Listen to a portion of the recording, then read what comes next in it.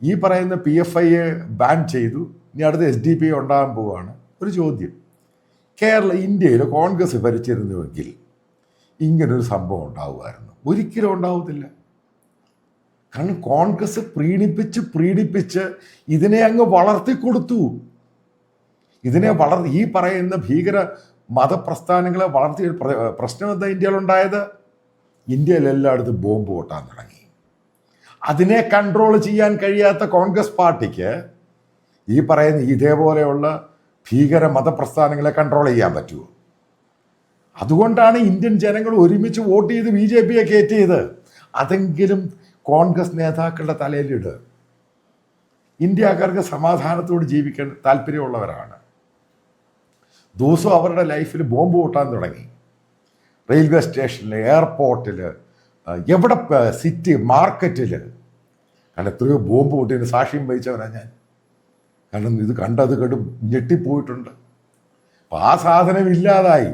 അത് കോൺഗ്രസ് കൊണ്ടുവന്നതാണ്. അല്ല, കോൺഗ്രസ് കൊണ്ട് മാക്സിമം ബോംബ് പൊട്ടിച്ച ഒരു രാജ്യമായിരുന്നു ഇന്ത്യ. അതേപോലെ പേഴ്സണലി പറയാം, ഇപ്പം ഞാനിതൊക്കെ അനലൈസ് ചെയ്യുന്ന ഒരാളാണ് പണ്ട് മുതൽ. ഇതുമായി ബന്ധപ്പെട്ട് ഇന്ത്യൻ ഹോം മിനിസ്റ്റർ ആയിരുന്ന ശിവരാജ് പാട്ടീലിനെയും ഈ പറയുന്ന അതിനുശേഷം മഹാരാഷ്ട്രയിൽ നിന്ന് വന്ന സുശീൽ കുമാർ ഷിൻഡെ, അയാൾ ഞാൻ 2-3 പ്രാവശ്യം പോയി ഇൻ ഡീറ്റെയിൽ ആയിട്ട് പറഞ്ഞു കൊടുത്തു. അവരതിന് പുല്ല് വിലയാണ് കൽപ്പിച്ചു. ഞാൻ പറഞ്ഞു, ഇത് ഇന്ത്യ മുഴുവനും വ്യാപിക്കുകയാണ്, ഗവൺമെൻറ് ഒരു ആക്ഷൻ എടുക്കണം. അവർ അവസാനം കൈമലർത്തി ഈ സുശീൽ കുമാർ ഷിൻഡെ പറഞ്ഞൊരു കാര്യമാണ്, അങ്ങനെ തീരുമാനം എടുത്തു കഴിഞ്ഞാൽ അത് കോൺഗ്രസിൻ്റെ രാഷ്ട്രീയത്തെ ബാധിക്കും. ഇന്ത്യക്കാരൻ്റെ രാഷ്ട്രീയത്തെ അല്ല, വോട്ട് ബാങ്കിനെ ബാധിക്കും. ഇതൊക്കെ ഉണ്ടായ സംഭവമാണ്. കാരണം ഞാൻ അപ്പോയിൻമെൻ്റ് എടുത്ത് അവരെ കാണാൻ പോയി. എനിക്ക് 10 മിനിറ്റ് സമയമൊക്കെ തന്നു സംസാരിക്കാൻ. മുഴുവനും കേട്ട് അതേപോലെ എടുത്ത് കളഞ്ഞു. പക്ഷേ ഇപ്പോഴത്തെ ഗവൺമെൻറ്റുമായിട്ട് ബന്ധപ്പെട്ട് ഇതേപോലെ സാധനങ്ങൾ അനലൈസ് ചെയ്ത് അവർക്ക് കത്തെഴുതുമ്പോൾ, ഡീറ്റെയിൽ ആയിട്ട് പറയുമ്പോൾ, അറ്റ്ലീസ്റ്റ് അവർ വിളിച്ചിരുത്തി 2-3 റൗണ്ട് സംസാരിക്കും. കാരണം ഞാൻ കുറച്ച് ഇൻറ്റേർണൽ സെക്യൂരിറ്റി മാറ്റേഴ്സ് കുറച്ച് ഡീപ്പായിട്ട് പഠിക്കുന്ന ഒരാളാണ്, എക്സ്റ്റേണലും പഠിക്കും. അപ്പോൾ എനിക്കറിയാവുന്ന കാര്യങ്ങളൊക്കെ പലയിടത്തും ഞാനിതുമായിട്ട് ഇൻ ഡീറ്റെയിൽ ആയിട്ട് ഗവൺമെൻറ്റിൻ്റെ, കാരണം ഞാനൊരു ഇന്ത്യക്കാരൻ, ഇന്ത്യയുടെ സെക്യൂരിറ്റി എൻ്റെ സെക്യൂരിറ്റി. കാരണം അത് വാല്യൂ കൊടുക്കുന്ന ഒരാളാണ്. കാരണം ഒരു സിറ്റിയിലും ബോംബ് പൊട്ടരുത്, ഇവിടെ സുരക്ഷിതത്വം എല്ലാവർക്കും വേണം. ഇതേപോലെയുള്ള ആൻറ്റി ഇന്ത്യ ആക്ടിവിറ്റീസിനെ കംപ്ലീറ്റ് ആയിട്ട് ക്രാക്ക് ഡൗൺ ചെയ്യണമെന്നൊക്കെ താല്പര്യമുള്ള ഒരാളാണ് നിങ്ങളെപ്പോലെ.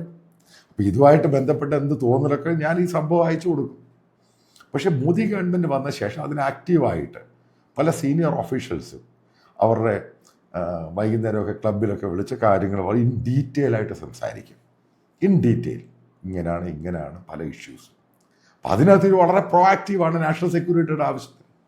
അതായത് ഇസ്ലാമിക രാജ്യം പോയിട്ട്, അപ്പോൾ ഇപ്പം ഏകദേശം സീനിയറായിട്ട് പല ആൾക്കാരും തിഹാർ ജയിലിലുണ്ട്. കാരണം അവിടെയാണ് ഇപ്പോൾ ഒരു കാലിഫേറ്റ് ഉണ്ടാക്കാനുള്ള ശ്രമം. രാജ്യത്തെ മുതിർന്ന ജേർണലിസ്റ്റ് ആയിട്ടുള്ള മാത്യു സാമുൽ സാറിൻ്റെ വാക്കുകളാണ്. എത്രത്തോളം വലിയ ഗുരുതരമായിട്ടുള്ള ഒരു വിഷയമാണ് നമ്മുടെ രാജ്യം ഭരിച്ചിരുന്ന കോൺഗ്രസ് എന്ന് പറയുന്ന രാഷ്ട്രീയ പ്രസ്ഥാനം ഈ നാട്ടിലെ ജനങ്ങളോട് എത്രത്തോളം വലിയ ക്രൂരതയാണ് ചെയ്തിട്ടുള്ളതെന്ന് ഇദ്ദേഹത്തിൻ്റെ വാക്കുകളിൽ നിന്ന് വ്യക്തമാണ്. അതിൻ്റെ അടിസ്ഥാനപരമായിട്ടുള്ള ഉദാഹരണം എന്ന് പറഞ്ഞാൽ, ഇന്ത്യ മഹാരാജ്യത്തിൻ്റെ ആഭ്യന്തരമന്ത്രിയായിരുന്ന സുശീൽ കുമാർ ഷിൻഡെ, ഇയാൾ എന്താണ് ചെയ്തിരുന്നത്?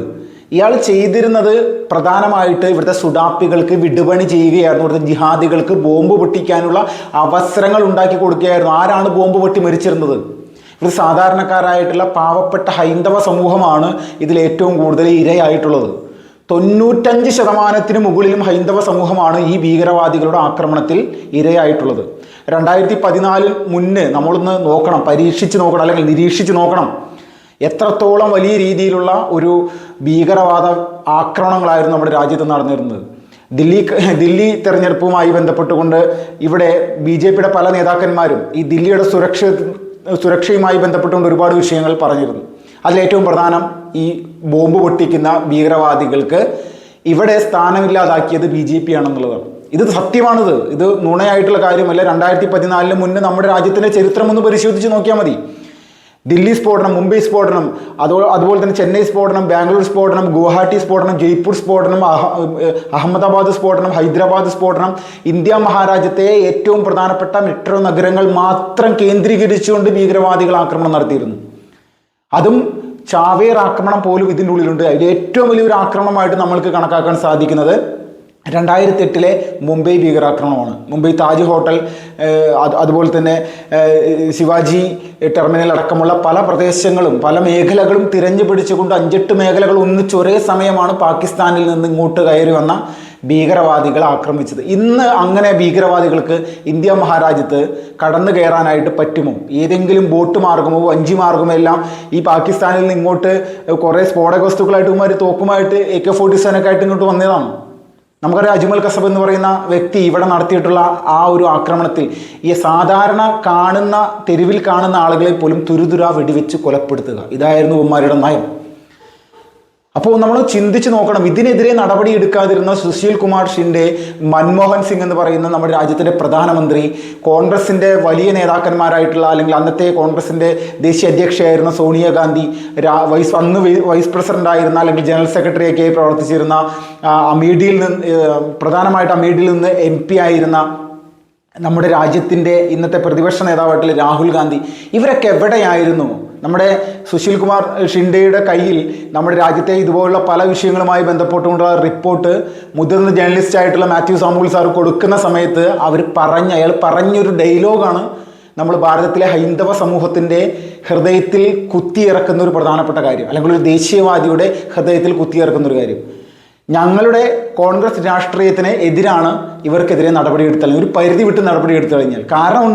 കാരണം ആ സമയത്ത് NIA 2008 രൂപീകരിച്ചതെങ്കിൽ പോലും ഇതുമായി ബന്ധപ്പെട്ടുള്ള മഹാരാഷ്ട്ര ATS അടക്കമുള്ള ഗുജറാത്ത് ATS അടക്കമുള്ള പല തീവ്രവാദ വിരുദ്ധ സ്ക്വാഡുകൾ ഈ ജിഹാദി ഗ്രൂപ്പുകളിൽ പ്രവർത്തിച്ചിട്ടുള്ള, ബോംബ് പൊട്ടിച്ചിട്ടുള്ള ഭീകരവാദികളെ കൃത്യമായിട്ട് അറസ്റ്റ് ചെയ്ത് തുടങ്ങിയിരുന്നു. നമ്മുടെ വലിയ കഴിവുള്ള, നമ്മുടെ നാട്ടിലുള്ള വലിയ ധൈര്യമുള്ള ഉദ്യോഗസ്ഥന്മാർ ഇത് കൃത്യമായിട്ട് നടപ്പിലാക്കിയിരുന്നു. പക്ഷേ എന്താണ് ഇവിടെ സംഭവിച്ചത്?